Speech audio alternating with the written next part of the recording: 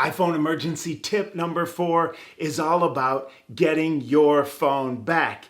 If you misplace it, lose it, somebody steals it, somebody borrows it, basically what you're going to do is you're going to have a screensaver on your phone and you're going to decide which 3 letters you're the most comfortable displaying, whether it's A, B, C, D, E, A, F, B, I, H, I, J, whatever 3 letters you're comfortable with putting on your lock screen.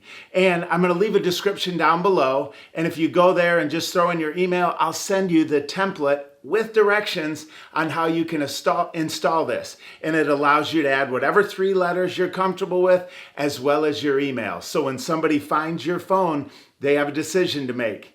Am I going to try to hack into this phone, seeing what I see, or am I going to try to return it clearly with an email? And I think this is a far better way to get your phone back than just hoping that somebody returns it. But hey, if you like this video, I'd love it if you hit that thumbs up and also leave a comment down below and I'll answer it as soon as I can. In the meantime, hit that subscribe button and also check out the videos on this playlist because they are going to make you an expert on the iPhone in no time. Thanks for watching. Make it a great day.